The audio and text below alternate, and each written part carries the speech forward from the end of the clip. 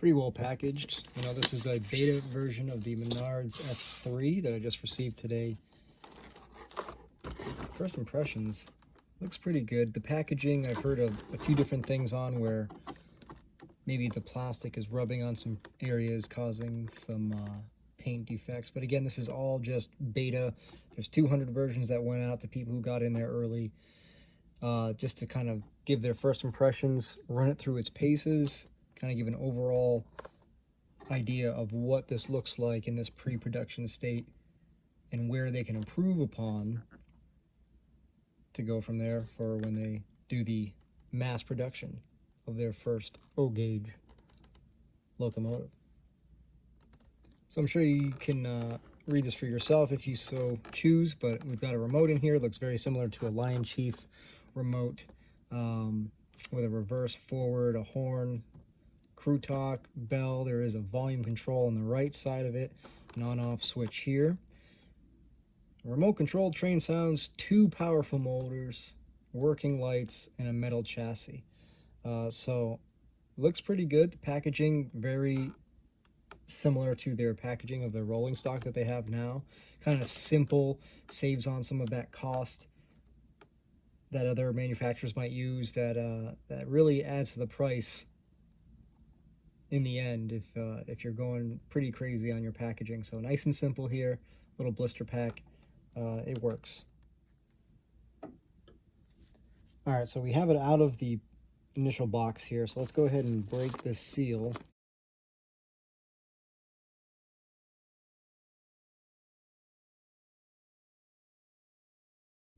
And that should be it to at least get this open.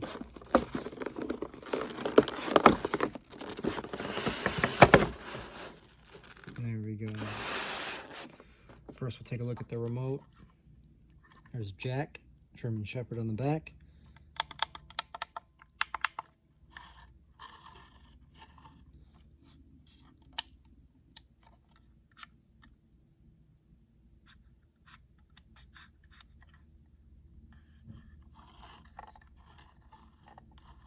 Buttons feel all right. Again, there's not that, doesn't feel as good of a button push as, say, some of the other competitors that have maybe been doing it for a lot longer, but this works just fine. This kind of reminds me of the original, like the Thomas the Engine from Lionel, the remote that went with that one, the way the buttons feel and the turn knob. All right, now for the actual engine. All right, wow, it's got some weight to it. It looks pretty good. So we do have a little bit of that scuffing on the top, but again, this is pre-production, so they will probably simplify the process in some way to avoid some of that, because there are those customers, even though at this price point, that will see something like that when they get it home and they will return it right back to the store. And then you'll see a lot of these in mystery boxes in the future from Menards. But again, detail looks really good for this price point. Again, it was about $168 for me, home, shipping, tax, whatnot. But it looks pretty good. A lot of people aren't liking this chrome with the matte finish on the side there, and to me, I don't know why, I love it. I might be 1 in a million, and you can comment if I am 1 in a million. I probably am, but I really like it. I kind of have to put myself in the mindset of the targeted audience that Menards is looking at for these entry-level locomotives. Again, if you can just put yourself back being, 7, 8 years old, going to the store and you see this in a box, it's going to jump out at you. That chrome, you're just going to look at that and say, I need that. And for the price point, it helps a lot of parents get their child into a hobby without having to spend at least double to get them into a competing brand. And it's something that, you know, with testing, we'll see how durable it is. And yeah. So on the bottom, you do have your volume main on-off switch here. 2 traction tires on the front and the rear, 2 pickup rollers.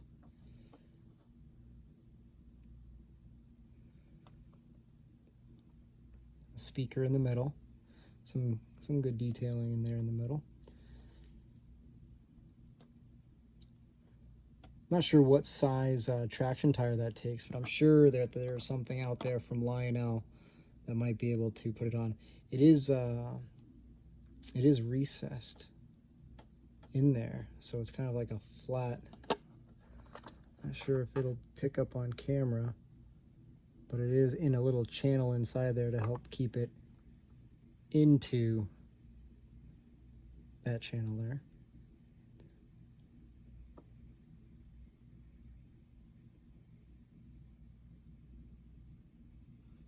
There we go. But again, it's got some weight to it. Let me grab the other Santa Fe that I have from Lionel, little Lion Chief Santa Fe, to see how it kind of compares with length and size. Let's check it out. All right, now I have these coupler to coupler lined up, and I really like the look of the Menards one. I really do. I love just the continuously smooth top on there, without having to kind of this extra little bit up top. The horns, I kind of like the chromed horns over the body color of the horns on the Santa Fe for Lionel. Again, it's an entry-level model, so there's not as much added on detail. You see the front here. There's some grab irons on the front that have been added on to the Lion Chief that are just molded in on this one here.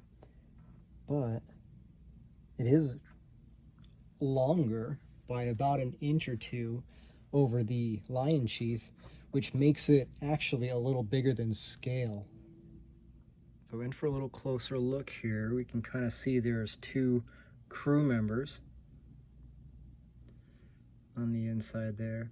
Very indicative of the types of people that they use for their buildings, with little dot eyes. Looks very similar. They're probably reusing some of those folks there for the engine that they have, compared to the Lion Chief here. But again,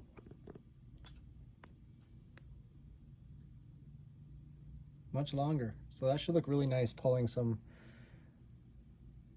full-size passenger cars there. All right, another thing I really like about the Menards version with their entry-level Santa Fe is that even though there's no smoke unit on here, which again, that saves on the cost, saves on the complexity, and is more geared to the age group that I'm sure that they're targeting with that price point, and with just the ease of use, is that the smoke unit is blocked off on here. So that's kind of nice. I've caught before my son trying to put smoke fluid in the top of the Lion Chief, as I do with many of my other models. Luckily, he doesn't know how to take the cap off yet, so but he was just kind of going in there thinking that's where it went. And these are open, so if he were to do that, I'm sure it could cause quite a mess inside of there. But they are blocked off on the Menards, so that's another, I think, a plus for having an opening model. So looking at the couplers, they're not electro couplers, which is totally fine with me for this price point. They work really well. Very solid feeling. They don't feel loose at all. And I think anyone else that might have had this model would agree that they do feel very, very sturdy. You can't go wrong with this design either. It's kind of foolproof.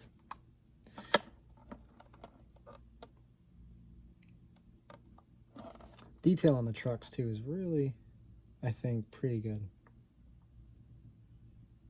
There we go. So outside of the paint that's on the top, I've noticed that some other people have seen that there's been some pretty big dents right here, but all I see is just a little normal dimples from probably the molding process. But some people have had some pretty large indents there, much more than that.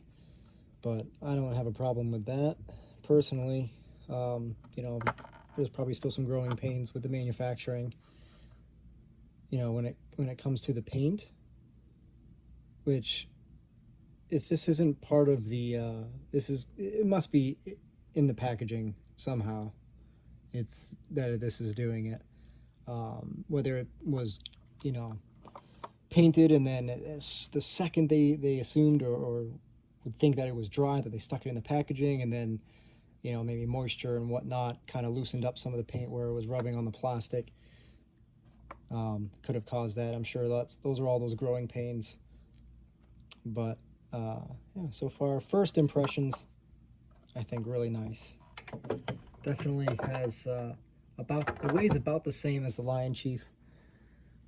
They're much lighter than a Lion Chief, even without batteries. All right, so putting the batteries into the remote, there have been some reports, first reported that I've seen from Matt at West Chicago Model Railroad on his YouTube channel, where he'd put the batteries in the remote and nothing would happen. No lights, nothing would work. The engine would have power, but the remote would be essentially dead. So part of the job is being, one of these beta testers is to kind of report that information back. But he actually was able to resolve and probably help the manufacturing process before they go full scale with this, where he would put the batteries in and he realized that the terminals didn't quite touch on the positive ends. And so he would take a flathead screwdriver and kind of just move those down to get the leads to fully connect. And then all of a sudden it turned right on. Well, I can already tell right now I don't have that issue, thankfully. So just putting them in, they look to be where they should be. But on the forums, I've seen a few people have had that issue. And because Matt had gone out and reported that issue and let everyone kind of know, it kind of helped people right off the bat to fix that issue without having to reach out to Menards, get a replacement sent out, so on and so forth. So, but yeah, we're good. One thing I noticed is that the gearing looks to be a little bit of plastic in there, which we'll see how that holds up. But I was just looking to put some grease in there, and that's I found that they were plastic gears, so I'll see about getting some grease in there. And I believe it's the same thing on the other side. Yep. So let me get some grease in there, and then we'll get it on the layout. All right, so I figured I'd show you what exactly I'm doing here. So I'm just I've got LaBelle's 106 here for some grease. And if you look really closely, you might even see that they do put some grease up in there, probably just to kind of get them going, but right in there. But I'm going to add a little bit more just to see how this will be maintained.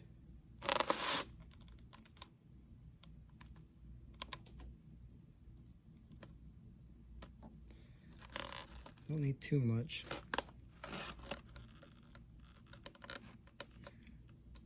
Trying to do this while also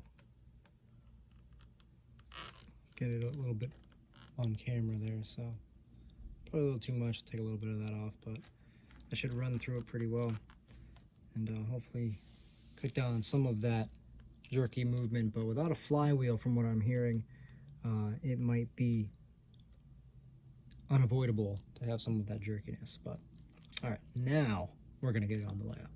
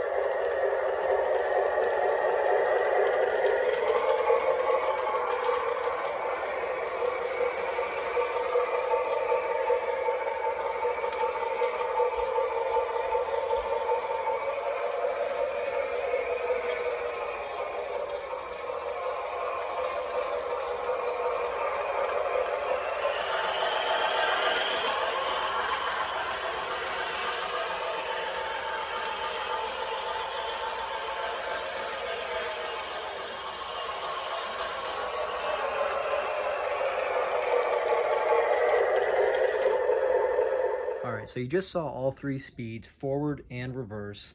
So now let's go ahead and turn back up the volume, and we'll see it couple with some passenger cars here from the Lion Chief passenger set here. 5 cars. We'll see how it pulls. We'll do the same 3 speeds, forward and back. Again, it has much more speed control than once it gets going. You have many levels on the remote. There feels like there's little notches on the remote that kind of click as you go along, very slight, but and you can slowly increase the speed and decrease it, but just its starting speed and where it abruptly stops is kind of sudden. It doesn't creep and crawl along where it stops and starts, but in between the start and stop there's a lot of levels you can go for speed, and there's a lot of different engine rev levels as well. I've noticed too. I think I counted somewhere around 9 or 10 different levels or pitches of the revs as it goes up and back down.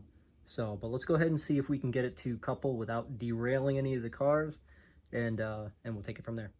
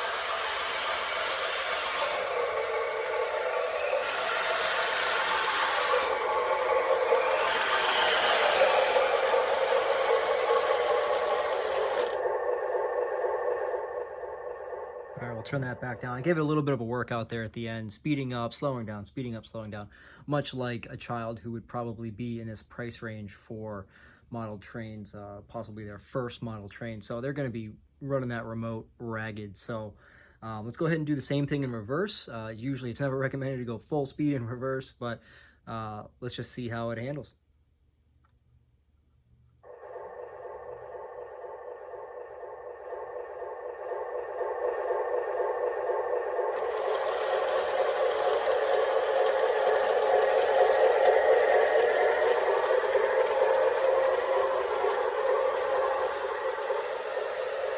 It does have directional lighting.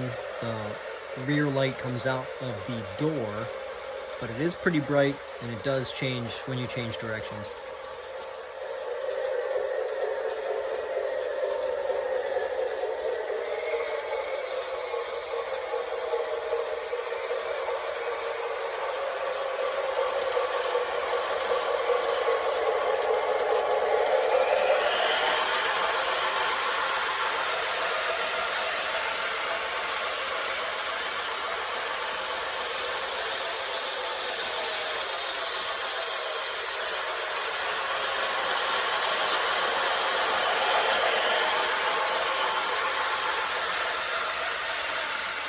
All right, so we're going to do an abrupt stop here right on the straightaway.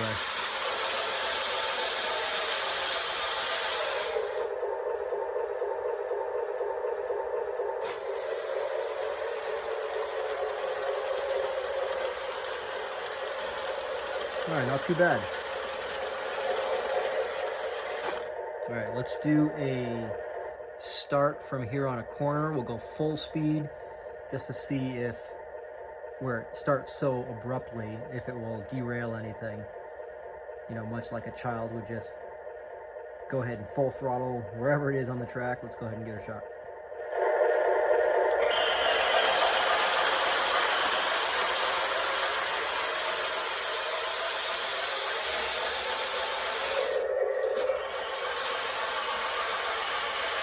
All right, I'm really gonna go crazy starting and stopping on these turns.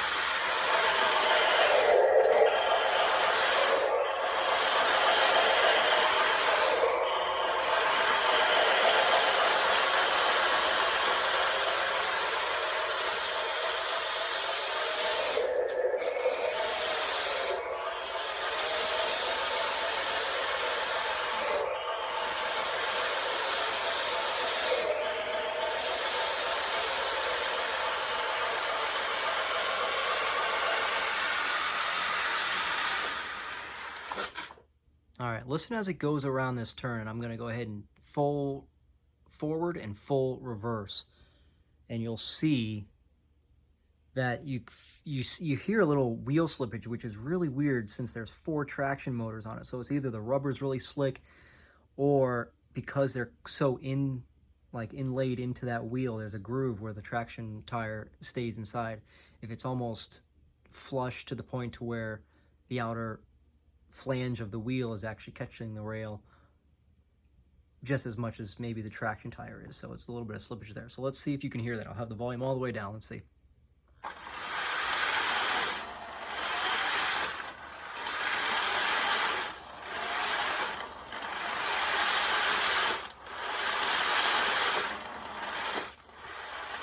So you heard that little slippage is almost like it's starting and then it's catching itself and then it's going.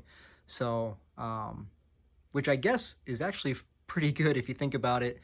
You don't want it to have such good traction that because this motor abruptly stops and goes and there's not much crawl to it, that you kind of want a little bit of that slippage, I guess. If there's a child here running at full blast and then full reversed, you don't want it to just be buckling up your consist as you're going down. So that actually is not too bad. So let's go ahead and take it around real fast, full speed with the volume.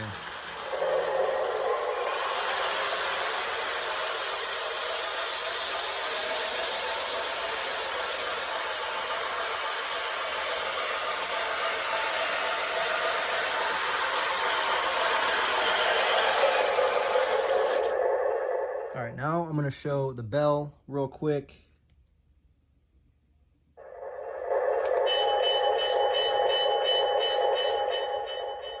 Turn that down a little bit. That is very loud. It's probably the loudest bell that I have on any of my engines with this thing is totally cranked up.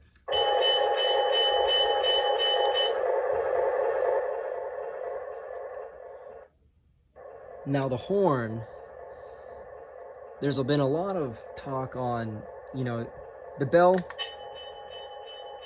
it stays on until you push it to turn it off. The horn is a different story.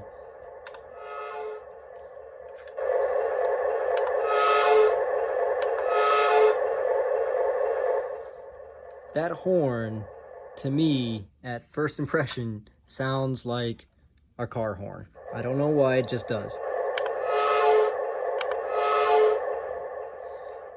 So to keep that going, you would have to hit this button over and over again. Now I've kind of learned to soft push it and have it go over and over and over again, like this.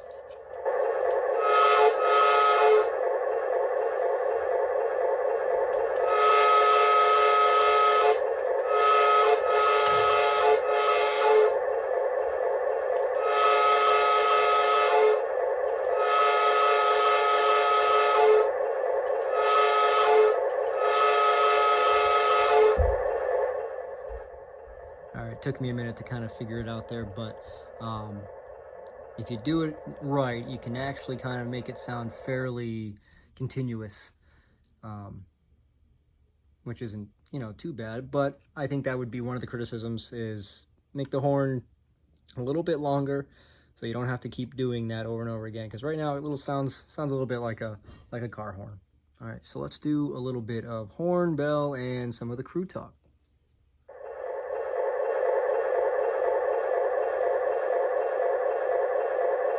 The air brake test was good, so let's get ready to move. Roger that, we are ready to roll. Then let's go. Dispatcher, 3945 East is ready to proceed. Dispatch, I see the signal has gone from red to green. We are moving. Check, the signal is green.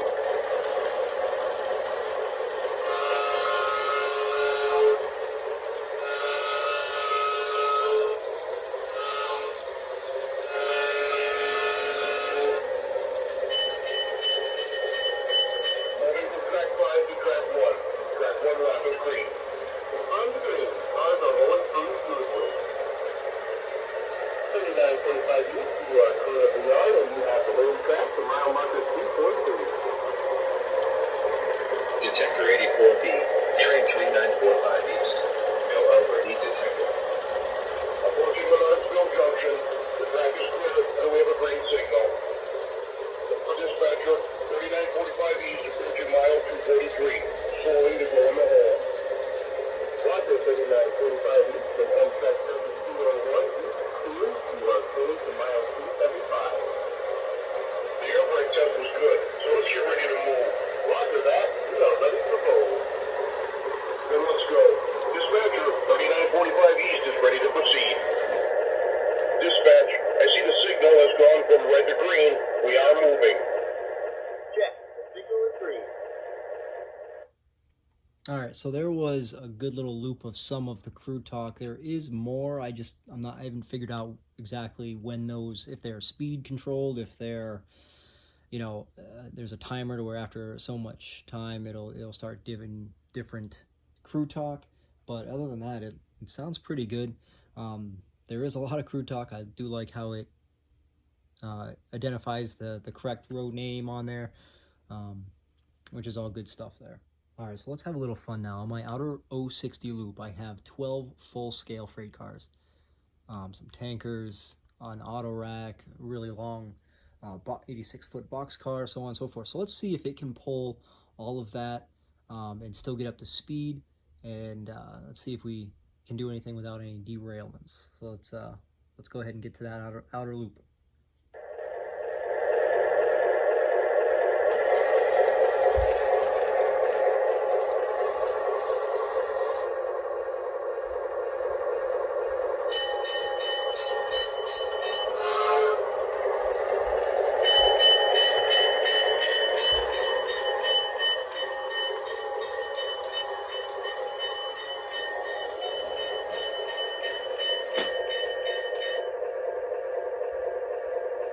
Pretty abrupt little stop there. There is some weight on that consist, so let's see if it can pull it. Moving from track 5 to track 1. Track 1 lap is green. On the green, cars are rolling through smoothly.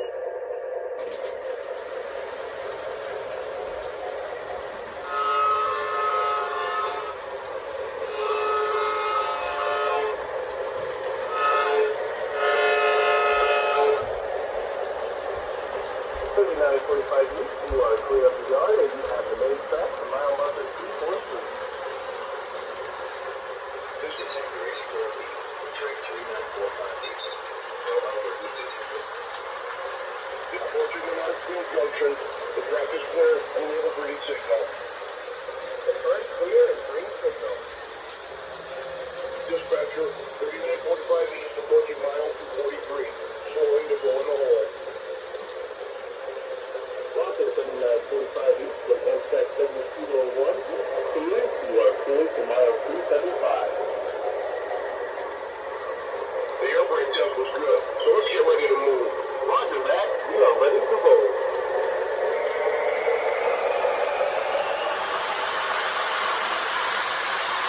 This is full speed.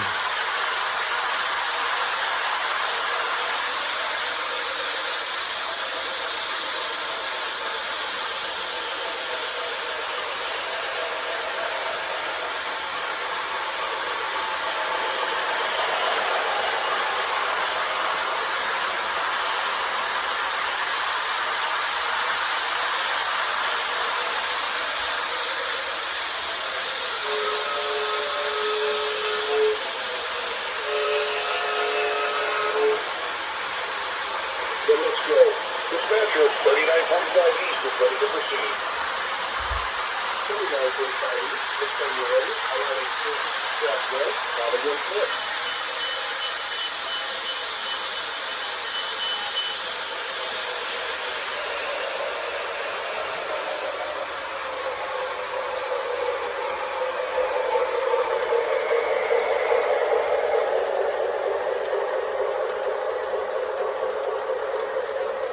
That's at its slowest speed. It still pulls really well.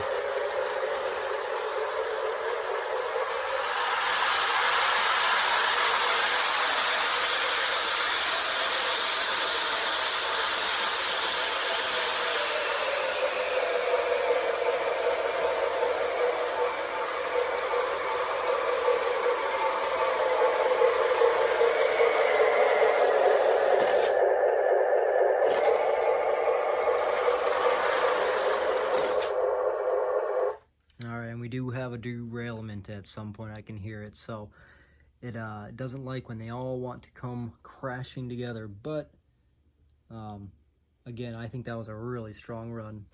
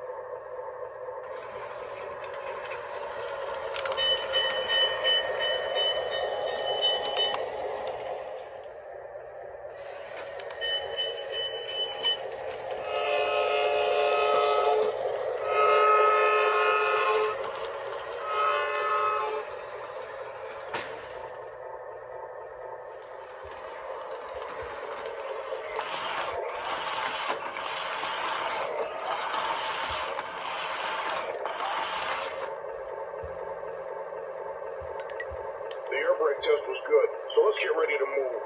Roger that. We are ready to roll.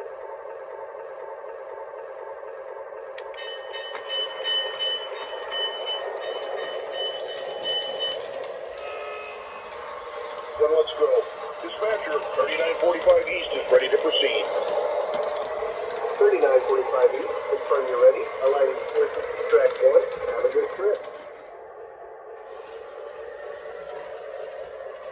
Dispatch, I see the signal has gone from red to green. We are moving. Check. The signal is green.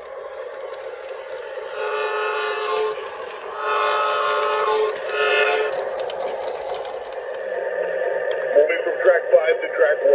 Track 1 lamp is green. Confirm green. Cars are rolling through smoothly.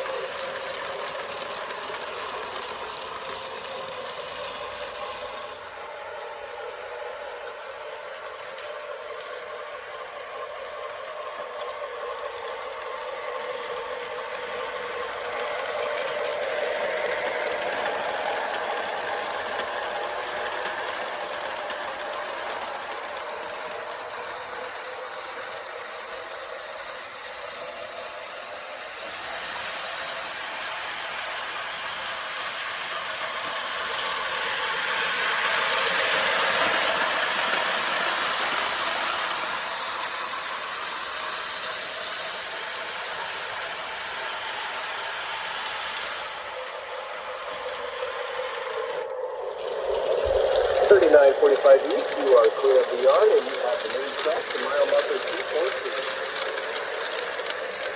The detector 84B, train 3945 east. No overheat detected. Dispatcher, detector 84B reports no overheats. Approaching Menards Junction. The track is clear and we have a green signal. Confirm clear and green signal.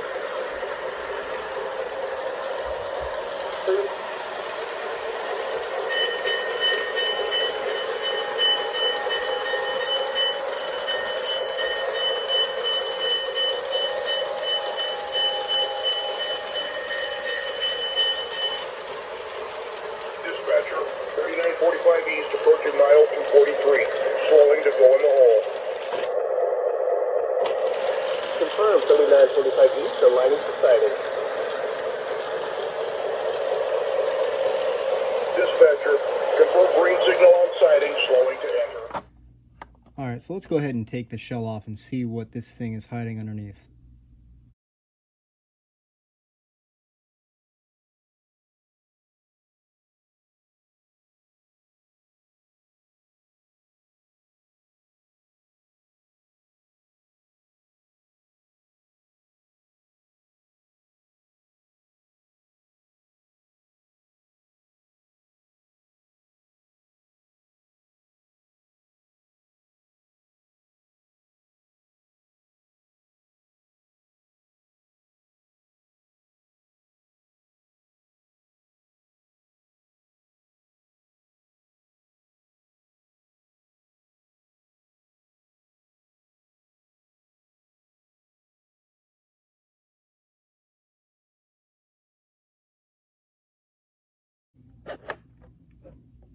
Wow, so 4 screws, and by the looks of it, wow, nothing connecting it, which is awesome for service, repair, shell replacement, you know, possibly could be swapped out in the future, but there's the inside of the shell. Alright, let's look at the cool stuff here. So, some huge capacitors, 2 motors,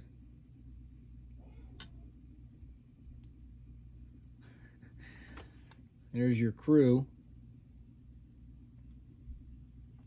This is your up close and personal interview here. Got your marker lights and your headlight. I don't know anything about internals of these things, but hopefully some of you do.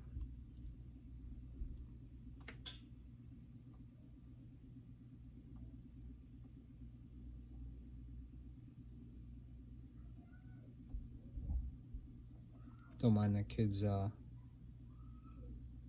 fighting upstairs. It's kind of what they do. There's the rear light that comes out the porthole window in the rear door. But yeah, that's pretty cool. Real simple. Real simple. 4 screws. 4 little black screws. 1 on each corner. And voila. There you go. Boy, it'd be fun to run it without that shell, huh? You know, let's go ahead and do that. Anyways, there's the inside. Real cool. Alright, now we're running in total prototype mode. Let's go ahead and take it around the track.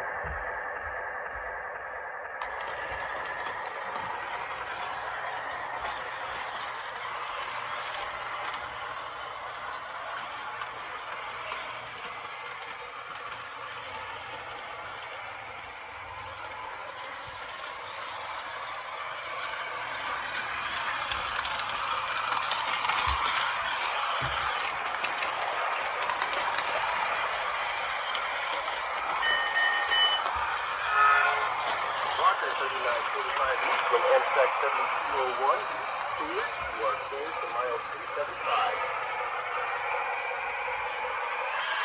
Dispatch, Amtrak 7201 is clear. Confirm, 7201 is clear, clear is aligned to track 1. Signal green, and we are moving.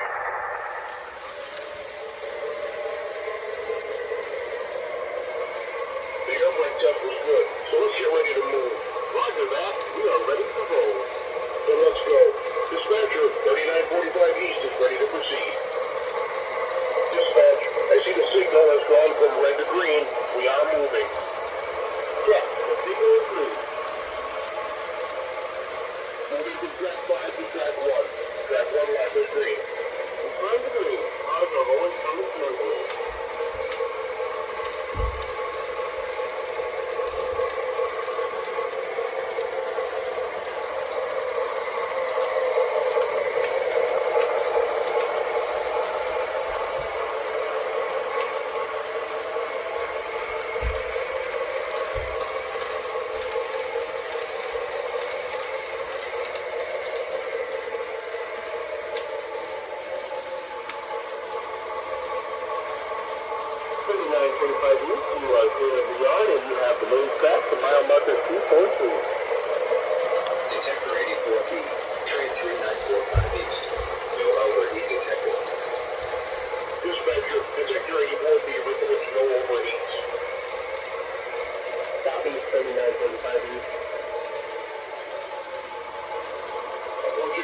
O Junction. The track is clear and we have a green signal.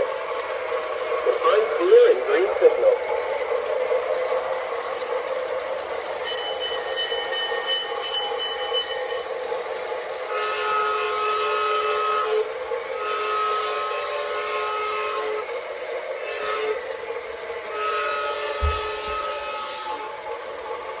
Dispatcher, 3945 East, approaching mile 243.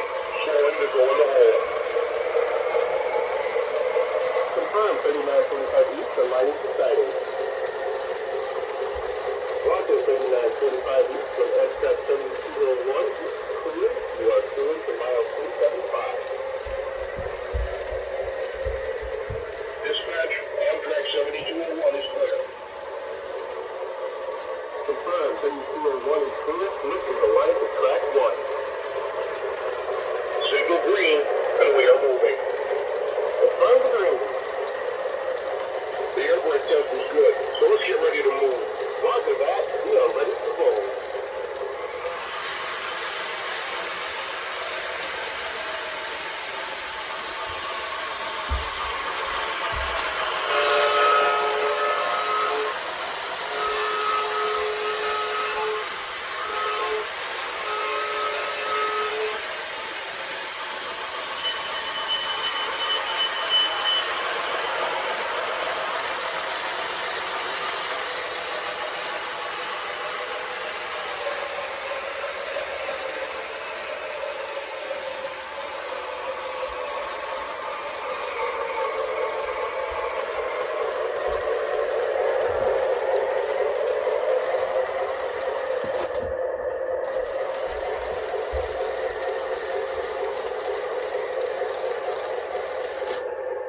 Alright guys, so I hope you enjoyed that quick review of this beta pre-production O Gauge Santa Fe F3 from Menards, their first O Gauge offering concerning an engine that's been in works for the past few years, and they were great enough to release 200 of these to consumers for testing to kind of work out those last few kinks, and I think they've got a really good start here.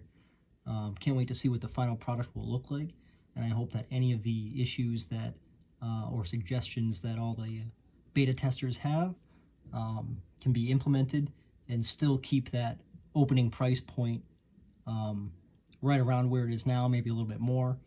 But I think that this is a great start for them, and I can't wait to see what they come with next. All right guys, thanks a lot, see you next time. Kinks by putting it into a small amount of is one of these 200 beta testers that don't go much.